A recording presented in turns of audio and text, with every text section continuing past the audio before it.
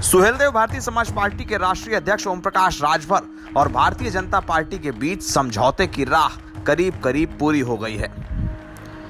2024 के लोकसभा चुनाव से पहले पूर्वांचल में बीजेपी को एक दमदार साथी मिलने जा रहा है। 19 तारीख से शुरू होने वाले संसद के मॉनसून सत्र से ठीक पहले राजभर एनडीए गठबंधन में शामिल हो सकते हैं।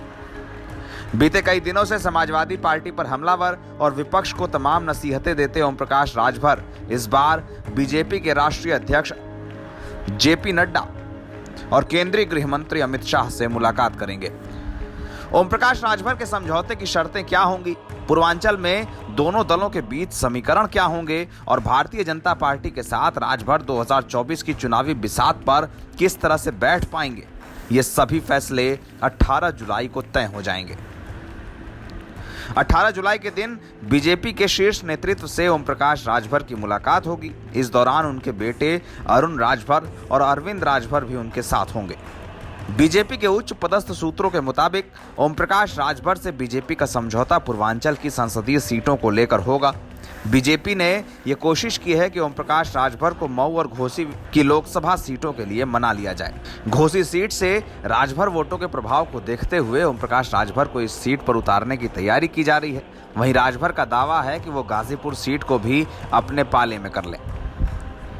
गाजीपुर सीट से बीजेपी की ओर से अब तक मनोज सिन्हा चुनाव लड़ते और जीतते रहे हैं। मनोज सिन्हा बीती मोदी सरकार में रेल राज्य मंत्री रह चुके हैं। फिलहाल वो जम्मू कश्मीर के उपराज्यपाल हैं। ऐसे में उनका चुनाव लड़ना मुश्किल ही दिखता है। लेकिन बीजेपी इस सीट को गठबंधन के पाले में कर दे, इसकी शर्तों पर तमाम फैसले 18 जुलाई को तय होंगे।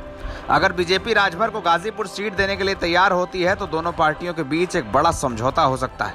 वहीं दूसरी ओर बीजेपी को गाजीपुर और बलिया के इलाके में एक मजबूत चेहरा मिल जाएगा, जिससे राजनीतिक रूप से उसकी छवि और मजबूत होगी।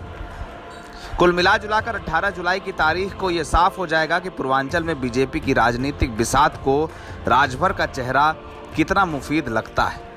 बीजेपी के पास पूर्वांचल में फिलहाल अपना दल और निषाद पार्टी जैसे सहयोगी हैं। दोनों दल एक जमाने में बीजेपी के विरोधी रहे हैं, लेकिन आज बीजेपी के साथ खड़े हैं। ऐसी ही तस्वीर राजभर की भी है। 2022 में बीजेपी को हराने का दावा करने वाले राजभर 24 में बीजेपी के साथ आएंगे या नहीं आएंगे, 18 जुलाई को यह सब कुछ साफ हो जाएगा। सारी गेंद अमित शाह और जेपी नड्डा के पाले में है। दोनों नेता क्या तय करते हैं, 18 जुलाई को राजभर के साथ बैठक में क्या होता है, पूर्वांचल की राजनीति की सारी नजरें इसी बैठक पर टिकी हुई हैं। एनबीटी ऑनलाइन की रिपोर्ट।